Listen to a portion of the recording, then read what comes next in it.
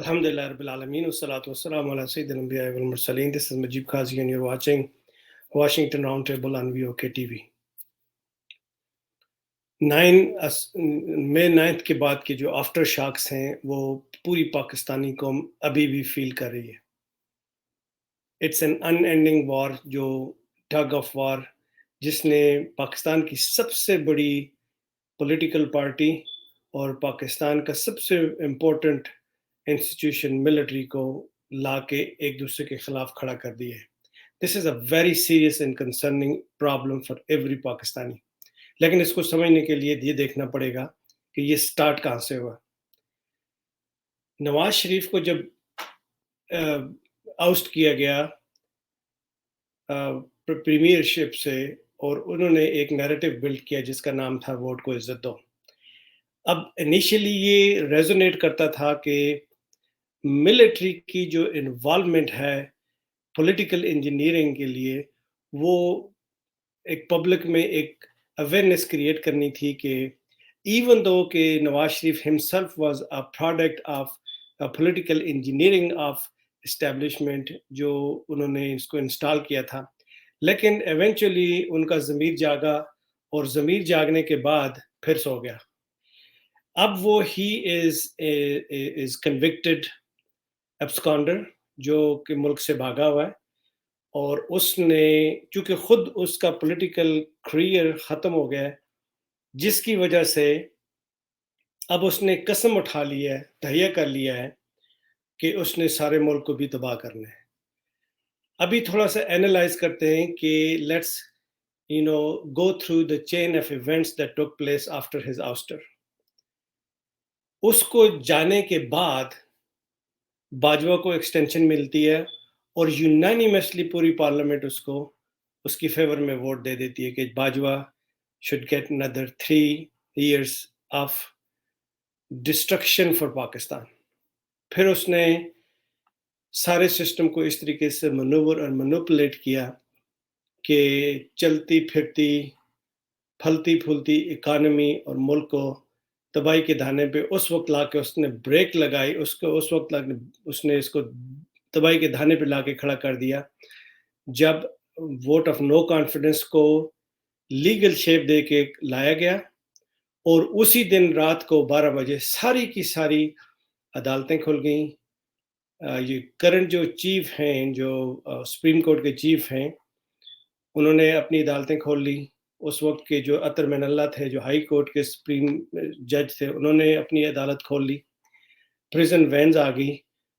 और जो उस वक्त असम्बली डिसॉल्व होनी थी, इलेक्शन की तरफ जाना था, अप्रैल 9 of 2022 को उन्होंने ऑर्डर दिया कि असम्बली को रीइंस्टेट किया जाए, वोट ऑफ नो कॉन्फिडेंस लिया जाए, एंड देन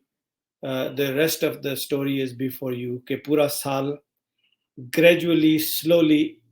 मनूवर किया गया, मैनेज किया गया कि किस तरीके से ये जो थ्रेट थी स्टेटस को एस्टेब्लिशमेंट को, चंद एक जर्नल्स को, कि उनकी पावर ख़त्म होती जा रही है, उसको रीइंस्टेट करने के लिए ऐसे टोले को लाया गया जो 60% कन्विक्टेड मुजरम, चोर, डाकू. And this is not what I am saying, this is on the record. Courts ने इनको डिक्लेयर किया हुआ है, जिसमें करंट प्राइम मिनिस्टर हिमसेल्फ जो शहबाज शरीफ हैं, इनके ऊपर भी फर्द जुर्म आयद होनी थी. लेकिन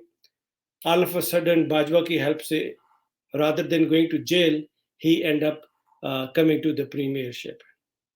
ये दूसरी उसकी एपिसोड. फिर आप देखें इमरान खान ने अपनी जितनी भी पार्टी है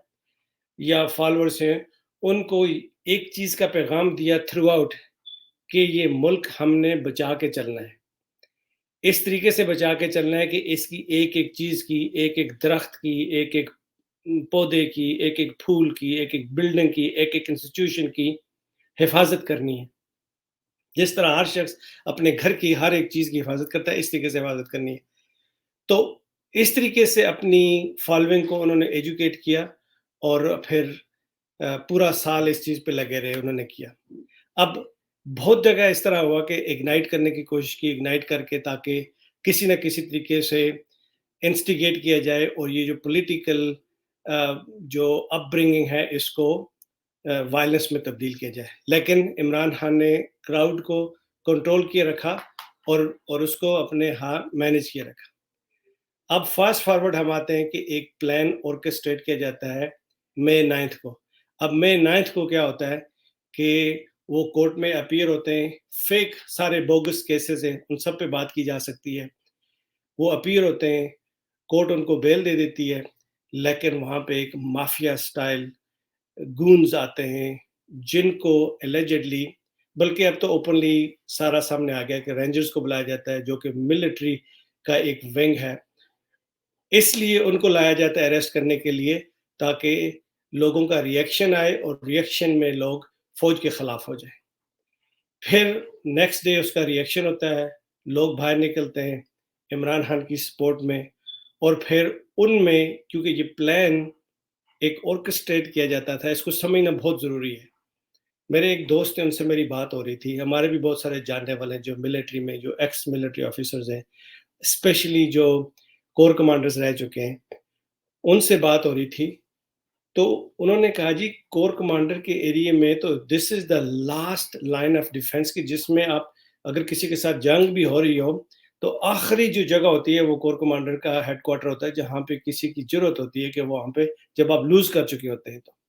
یوں سمجھ لیں کہ اس کے گھر کے سامنے پوری ایک بٹالینز ہوتی ہے جو اس کو پروٹیکٹ کر رہی ہوتی ہے، حفاظت کر رہی ہوتی ہے، اور ہونا بھی چاہیے۔ پاکستان میں کسی بھی آپ کنٹونمنٹ بورڈ میں چلے جائیں یا کسی بھی آپ ملٹری انسٹالیشن میں چلے جائیں، آپ نے دیکھا ہوگا کہ بیریکیڈز آفٹر بیریکیڈز آفٹر بیریکیڈز ہوتے ہیں،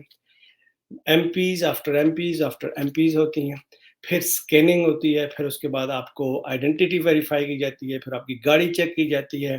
دین فل فلیج سرچ کیا جاتا ہے، اس کے بعد آپ کو پرمیشن ملتی ہے کہ اگر آپ کی اپوائنٹمنٹ ہے تو تب ملنا ہوتا ہے، ورنہ تو اندر جانے کی اجازت نہیں ہوتی کسی کو بھی۔ تو یہ کیسے ہو سکتا ہے کہ اتنی امپورٹنٹ انسٹالیشنز کو بغیر ان گارڈ چھوڑ دیا گیا؟ یہ وہ کوشچن ہے جس کا ہم سب کو جواب دیکھنا چاہیے کہ یہ صرف اور صرف پی ٹی آئی کو لیبل کرنے کے لیے اور اسے پھنسانے کے لیے یہ ساری ارینجمنٹ کی گئی ہے۔ لہٰذا پبلک کو چاہیے کہ اگر آپ نے اپنے ملک کو بچانا ہے تو آپ نے لاکھوں کے حساب سے باہر نکلنا ہوگا، اور ابھی نکلنا ہوگا، تب جا کے آپ کا ملک بچ سکتا ہے۔